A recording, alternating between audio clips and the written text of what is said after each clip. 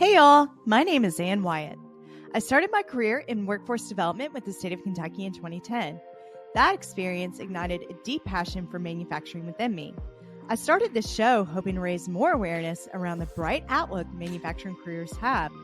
Join me as I sit down with some of the manufacturing industry's most successful changemakers and learn how they're partnering people with technology. It's time to give people more meaningful work. This is Workforce 4.0. Hey, y'all, welcome back to another episode of Workforce 4.0. Super excited to have this week's guest with us today, Carlos Del Pozo. He is the founder of Team Engine. It's an exciting new HR platform that promotes the engagement of current employees and also recruitment and retention of employees in not only manufacturing, but other industries as well. Carlos, I'm so excited you could join us today. How are you? I'm good. Thanks for having me. Excited to be here. Awesome. Great. I try to keep these introductions super short because I want to give you a chance to talk a little bit more about yourself and your own Sure. story and how you got to be a founder of an hmm amazing company like Team Engines. Sure. Yeah, first of all, very excited to be here. Team Engine is a software platform.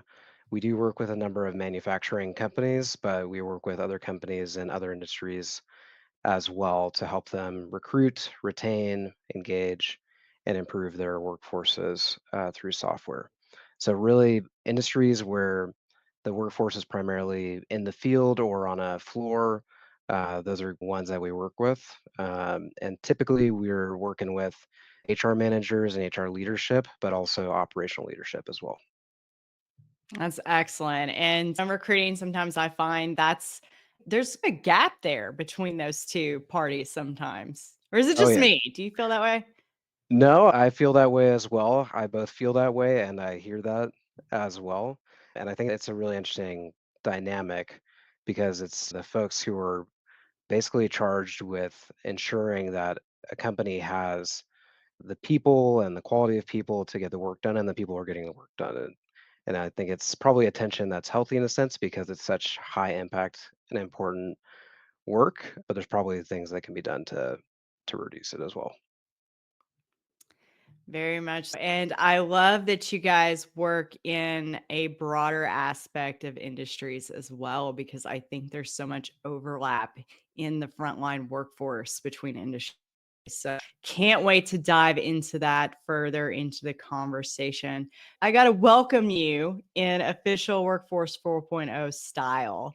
Mhm. And I've got to know, as a music lover, what is your go-to karaoke song or your favorite song? Yeah, go-to karaoke song, I've realized, unfortunately, by making the mistake that choosing my favorite song should not necessarily be like a karaoke song because I tend to like songs that are actually quite lyrically and vocally complex, which I do not have the ability to support. I had to be a little bit more thoughtful about my song choice, but what I'll say is that the song that I tend to choose if it's time to play a song to get pumped up or something like that has to be a song called The Final Countdown by Europe, which Of is just the classic pump up 80s hair band option. Absolutely. That's a classic. That is on everybody's playlist for hype music. I Yes? think they're generationally, I'm not as sure. When I play that song with some folks on my team, they have no idea what they're listening to, and they don't have idea like what kind of a just of body, like total pump up experience they're about to go through. But once they do, they realize. That's awesome. Is that fun? Do you like introducing that song? And you're like, y'all I haven't lived yet. You know what I I'm saying? I do because I think that song also is there's a real experience and like journey that you go through from like the beginning of the song to when like it actually starts going. You have the like bass sound coming in and you have the synthesizer coming in and so it really builds and so you don't really know what's happening as that song starts playing, but then when everything comes together and the drums hit, you've experienced something there's no going back. It's amazing. It's like at first you're, what is happening? And then you get into it and you're like, this Exactly. song rocks, Yes, right? you're like, "Oh, that's what's Yes. happening." amazing. Yes, that is amazing. I love that. I'm a little shocked. I'm not gonna lie. I'm a little shocked that Hmm. we have arrived at the point where we're introducing that song. You got to start out strong. Yeah, but I'm also that's a fun experience. Yes, So that's a that's good one. cool. Definitely. That's very cool. Are you typically a music lover? Is that something you're passionate about? Yeah, I it's always been part of my life, and I've gone through different like stages of it being bigger or like just in the background.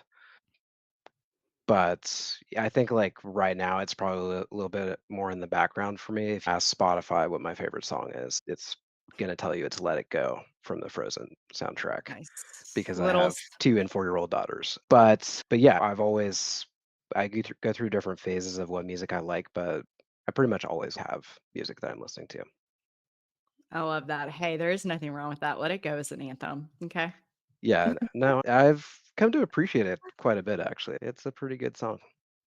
It's pretty cool. Speaking of things that you're passionate about, I've got to know, and through my conversations with some of your staff at Team Engine, I was like, this is Carlos is going to be an awesome guest on the show because the company itself is so passionate about workforce development. But from Yeah. your perspective, why are you so passionate about workforce development? No. There's a lot of factors that go into it, and if you asked me, I don't know, probably even a few years ago, maybe even this year or today, if I'm passionate about workforce development, I probably wouldn't have said, "Oh yeah, that's me." But as I think about it, it comes down to more about like, what goes into that. So to give a little bit of background, I grew up in a family business that both my parents ran, and my dad is a first generation immigrant from Mexico who grew up in East LA, his family cleaning office buildings to make money. And then after school, I was a infantry officer in the army. And so I've just had a lot of experience with seeing like what I would call the transformative potential of organizations and the impact that they can have on the people within them through those experiences. And earlier in my career, I went out and started looking to buy and run my own business, looking at existing businesses, and found in looking at those businesses, which tended to be more blue collar, like field workforce or blue collar type of businesses, that one of the biggest gaps in really understanding the potential of those businesses to grow and succeed came down to just not having confidence that the businesses were going to be able to find and retain the talent and people that they needed. And I think when I had that realization and I thought about my previous experiences and thinking about the people side of organizations, I just saw a big opportunity to have an impact there. It happens to be that it is workforce development, but really I think what it is, it comes down to people transforming businesses and businesses transforming people. Yeah, that's amazing. I love that. People transforming businesses and businesses transforming people. That's an awesome takeaway there. Yeah, it's we preach that and I'm sure not only in manufacturing, which is the industry that I'm most familiar with, but Yep. in other industries as well. It's really you're seeing this overwhelming call to action with Yeah.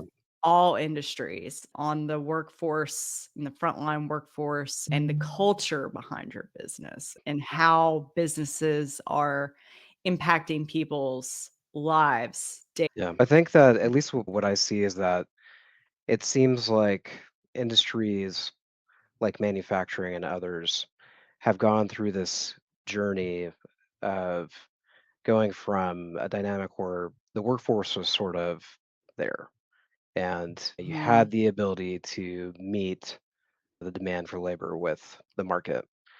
And that is just not the world we live in today. And I think that is only going to become more so the case. And so it's basically a question of what you are a business that sees how important it is to approach your business holistically as a people first business, or if you're going to be a business that just looks at labor as an input into your business. And my bet is that the way of thinking where labor is an input is one that's just going to transition out. Absolutely. You see kind of stuff like that all the time, or you hear things like that all the time. And I think it goes beyond the argument of which I'm sure you've heard of, "Oh, people just don't wanna work." I don't know. So, I follow several different groups on social media, and some of the ones that are coming to mind are, like, the Facebook groups, like the now hiring pages, and there's different geographical locations Sure. and all over the country that I follow, and, like, it's very similar, the types of posts that Yep. you see, not from the hiring companies, but, like, from the frontline workforce, Hmm. Hmm. and it's very reflective of, "I was here, and I didn't really feel appreciated, Hmm. and so I'm looking for something else." Is that something that you run into as well? Oh, 100%. Yeah, I think it's really interesting because hiring for these industries is incredibly local. It's really hard to say, the labor market of the United States is this. This is what it's like. We can do that and we can summarize it, but it just doesn't paint a picture of how the labor market and hiring actually happens in our businesses because every place is different. The labor market for these industries is different within those places. So you take a combination of industry, location, role type, role seniority, all that kind of stuff, and you end up with all these different permutations of different micro labor markets. So it's really hard to generalize, but Mhm. I what I do see is that it's really common to find both on the side of the employer as well as on the side of the employee evidence of there being this really suboptimal experience. Employers talking about people who don't want to work, people who don't show up for interviews, ghost in the process, and then leave soon after they're hired. And then you hear about basically the exact same thing, except on the employee side from the employees as well. And so I think that what I run into or how I explain it is that I think people on both sides have been burned. And I think that we can decide either to be, and I know this sounds overly optimistic maybe or just too generous, but you can be choose to be part of the solution or be part of the problem. But I think like really you can choose to be part of the solution, not that you're going to change the market or anything, but you can be part of the solution for yourself. And so the companies that Mm, who think that there's nobody out there who wants to work, they're not going to find anybody who wants to work because they're not going to see the importance of engaging with people quickly and moving them through the process quickly, explaining to them why they should work for them, not explaining all the reasons why they may not be a fit.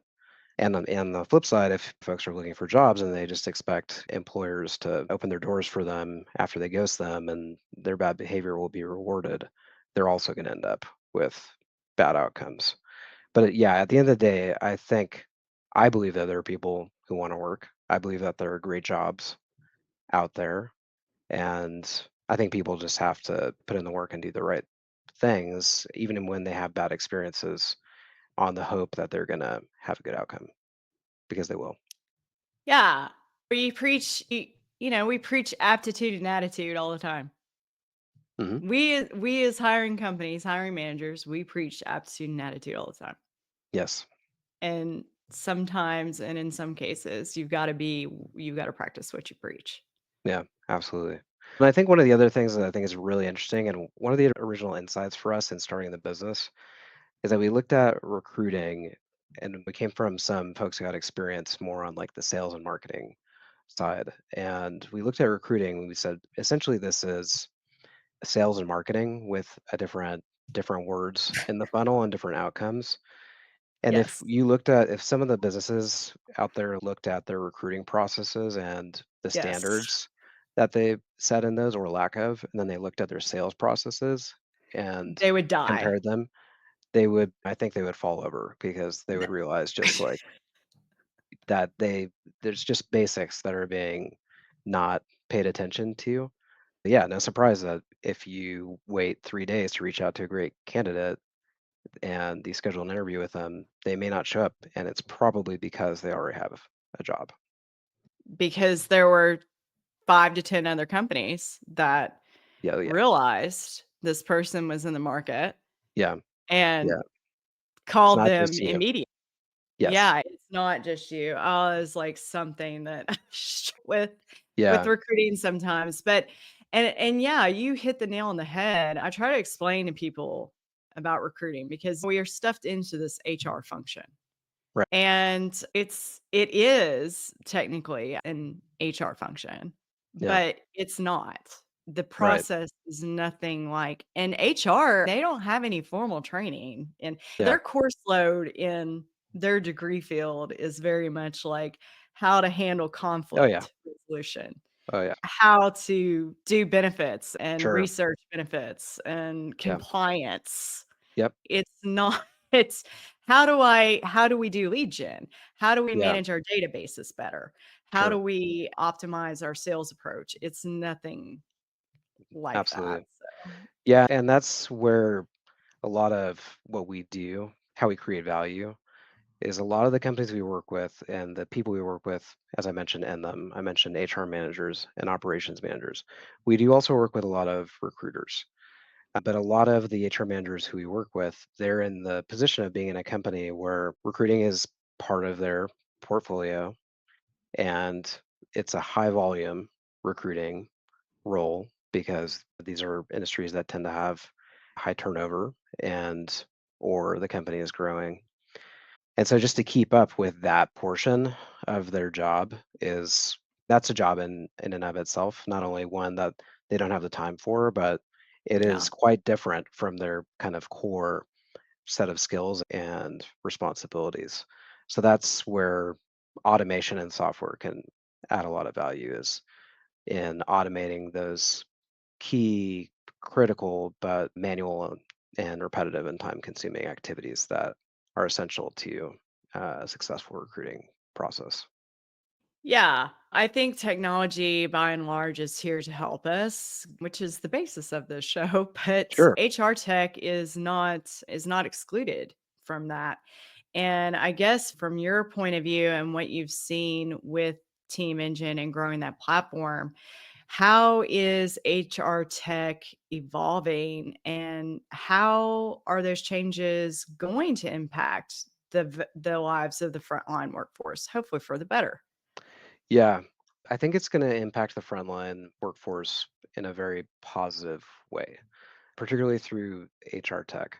One of the big things that I see looking at the industries we serve is I think that overall companies have either digitally transformed or like on their way. So they've brought in software, they found opportunities to find efficiency in their operations. I think for the most part, those benefits and those investments have not really translated into benefits or value for the frontline workforce. I think it's really largely the benefits have gone to the office and to folks who are not actually on the floor or on the field. And I think part of that is that the folks who are buying the technology are much more familiar with their own challenges and buying solutions for those. And so they're bound to be have like sort of their priorities in mind, which is very understandable.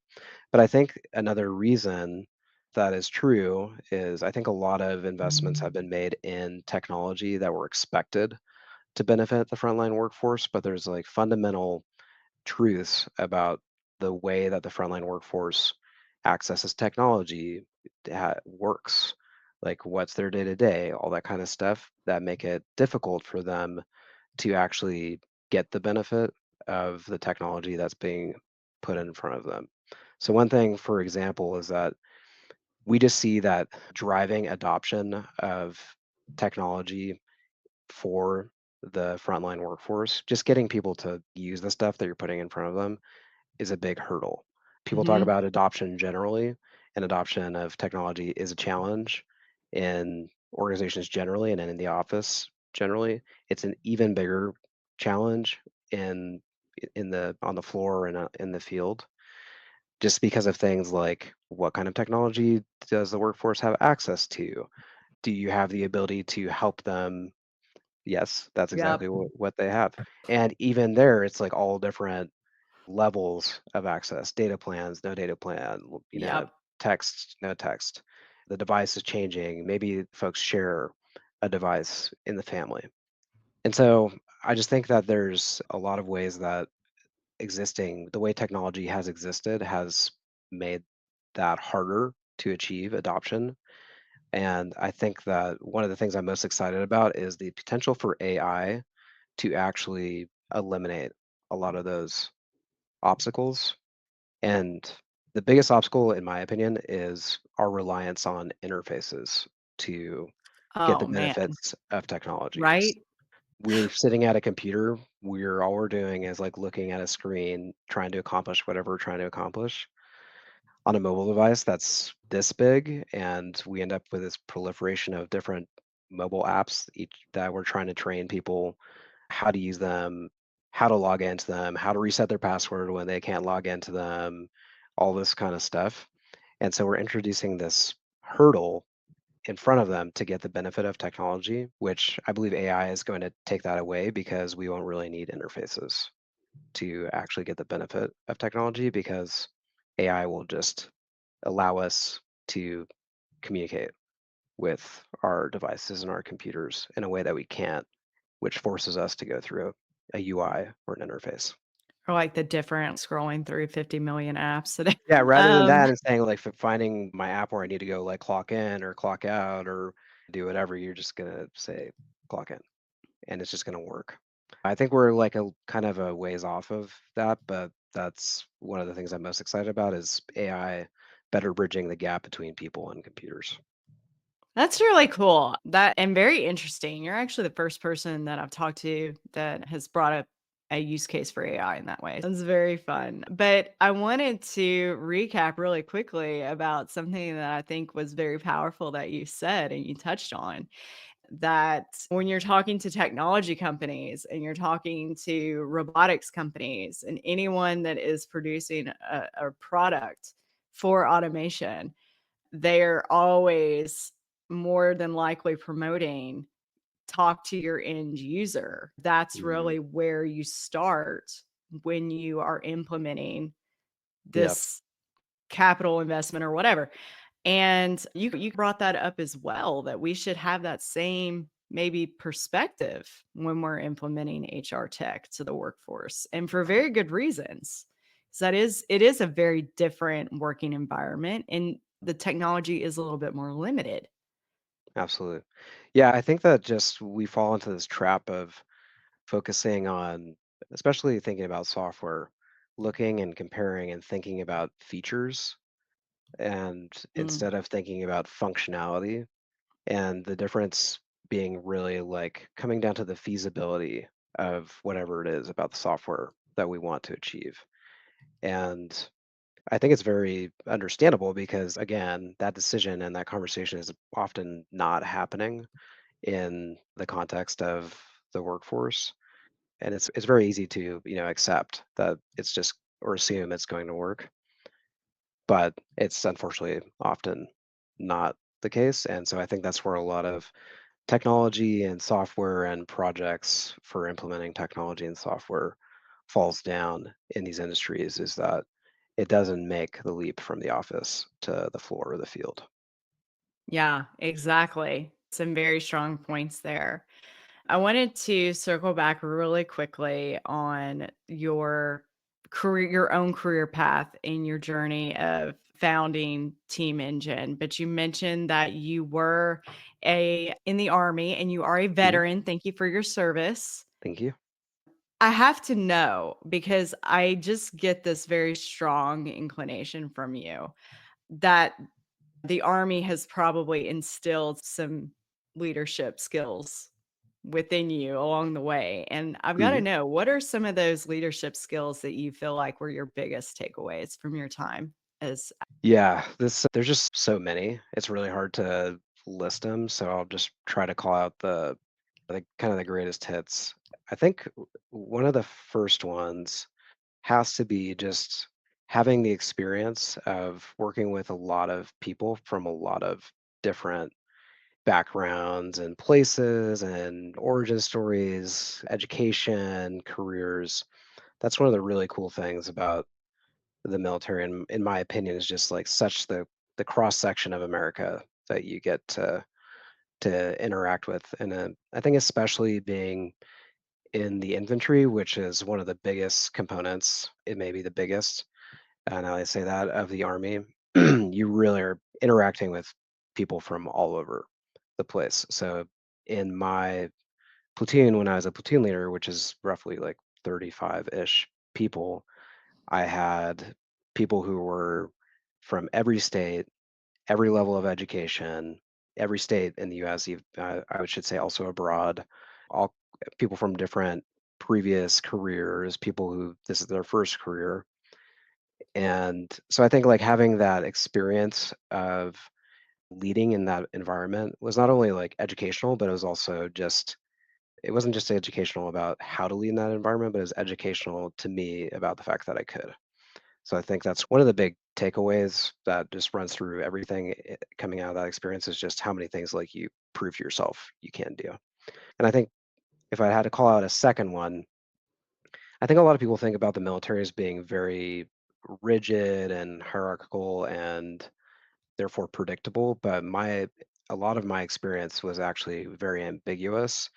And so I had the experience of leading in environments that were very ambiguous. One of my first responsibilities after I'd gone through all my training and I joined my unit was I was deployed to an outpost in the middle of this large district, which is like a county in Afghanistan.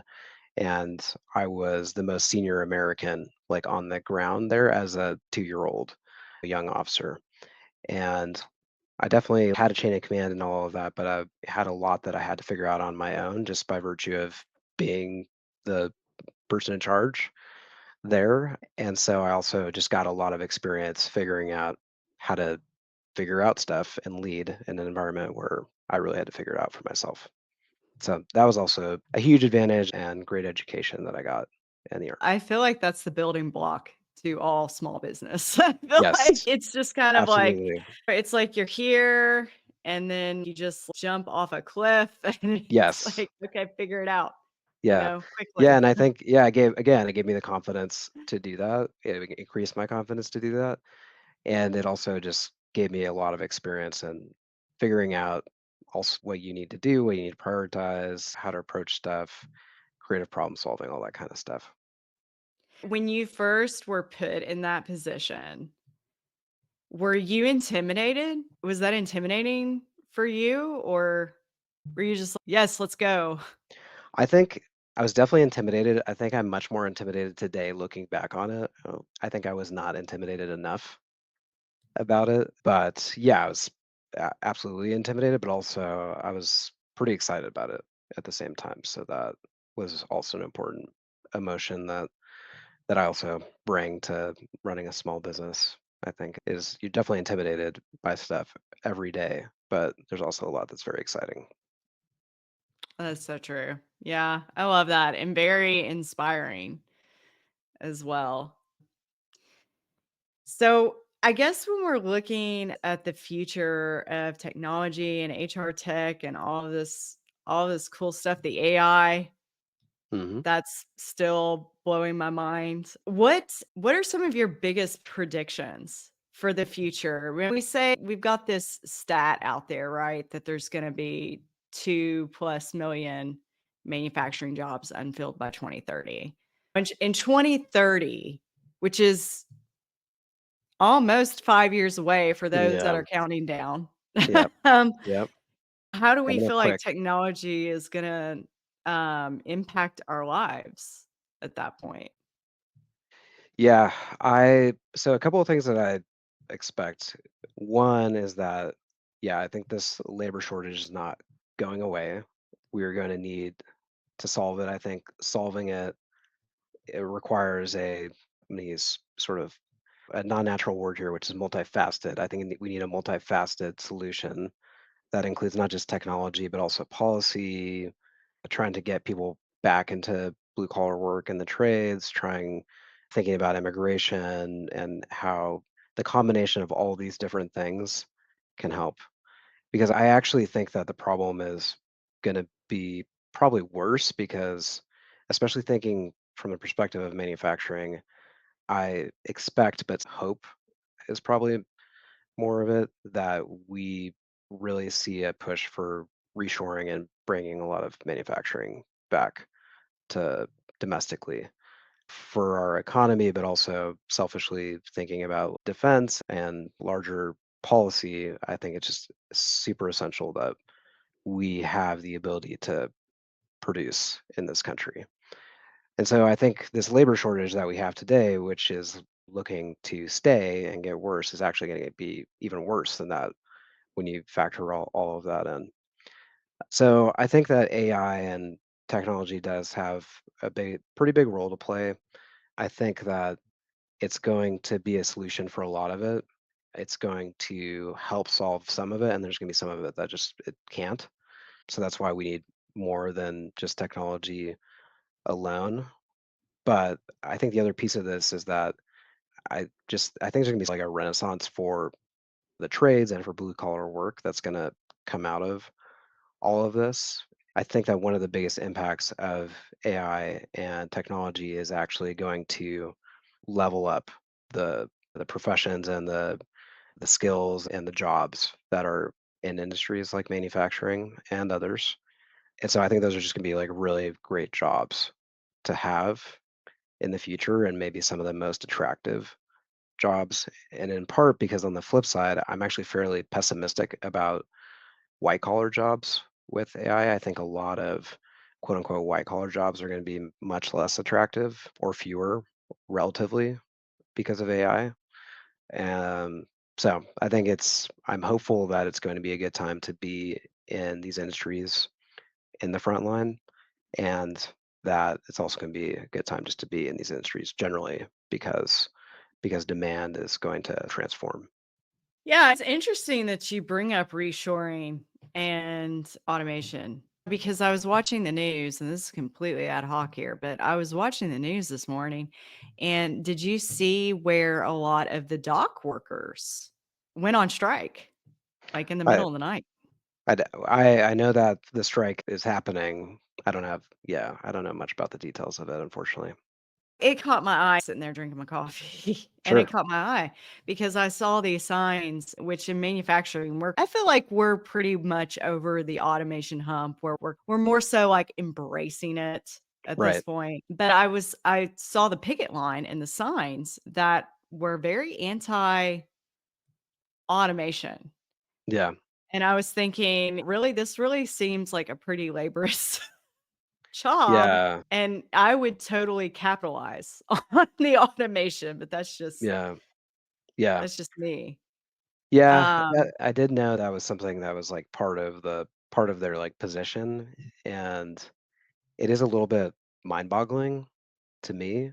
The only From one perspective, just having such a huge opportunity for automation, which other countries and strategic competitors have very much taken advantage of, is a big worry. So I don't think that's like a winning position to stake out, and I don't think it's really a one that's going to gain any support. But I could be wrong. The My best rationalization of it is it's part of a negotiation package of demands oh, that sure. can be conceded in exchange for other stuff. Outside of that, I can't understand that being actually a really important thing to stake their position on. But then on the other side, they were interviewing business owners, and they're already, like, scrambling, rerouting their product to come in directly from the West Coast because Right. it's all down here and up through the Northeast. Yeah. So they're already doing that, and of course, everything's gonna be more expensive, but we have to Right. wonder with inflation and everything, some of the reshoring efforts Hmm. that we were all very curious about during COVID, Yeah. is this gonna spark another conversation Yeah. around that?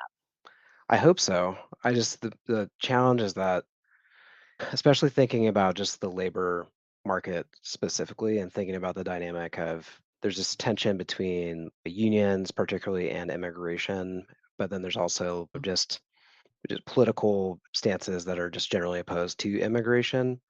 And I think it's going to be one of the biggest like challenges that we have to tackle, which is an incredibly unpopular one for anybody to tackle, which makes it really hard to get anybody to tackle it. Unfortunately, I'm worried that it's going to be one of those things that is forced on us to tackle versus us being able to be proactive about it. And not in a good way. I've thought that for years. And it look, immigration is a thing and we have to do something about it. And our employment law is written is Yep. not conducive to Yep. embrace that at all. We need our leaders in this country to really step up and do something about it. And have you noticed they just pass the buck around? They just have you Well, noticed that or is that just me? It's not my I hear people saying that. responsibility. Maybe I've seen that too. Yeah, I think it's just there's like things like that where it feels like you can't win. Like Yeah. people are really against stuff and they're not necessarily for much. And I think this is one of those examples where you're not going to really inspire a whole lot of support for transforming, overhauling the immigration system. You're not going to get a lot of positive support for that. You're going to get a whole lot of very negative support. And so people would rather do other stuff. But I think it's gonna be a big problem very soon. I don't know. Yeah. I think the thing that is important, I think, to remember is that the, the solution to a lot of these problems, there's a lot that goes into it. There's not one thing that's going to solve everything. We have to have a portfolio of things that will make an impact. Immigration is one, workforce development is another huge one, technology is one, thinking about infrastructure and logistics and our ability to not be as dependent and if we lose some component of the network. There's a lot that goes into this. And so I think the challenging part is getting get people to think, have an open mind and think more creatively about the solution as not being like one thing, which they could be very opposed to, but actually being a bunch of stuff. Yep. It's not one or the other. Yes. This is not a two answer choice, multiple choice question. This Yeah. It's is going to take a lot. yeah, exactly. Very cool. I did not mean to completely sidetrack our conversation with that by any means. I do hope that we continue onshoring conversation moving forward. And I'm hoping that this kind of piques some reinterest in that for sure. But Carlos, I know your time is very valuable. For those that are listening out there today, what's a good way for them to reach out to you or to contact you? Sure. They can learn about Team Engine by going to our website, Team Engine, TEAMENGINE.io. And a good way to find me is on LinkedIn. Carlos M. Del Pozo is where you can find me on LinkedIn. Perfect. Yes. And I will make sure to include Team Engine's website and your LinkedIn profile in the show notes for sure. And for everybody listening, reach out to Carlos if you want to connect or have any questions or be more like me and just philosophize on all of the great world problems. Yeah, I'm also very open to doing that as well. Awesome. Thank you so much, Carlos. I appreciated you coming on the show today. Yep. Thanks very much, Ann. Appreciate it.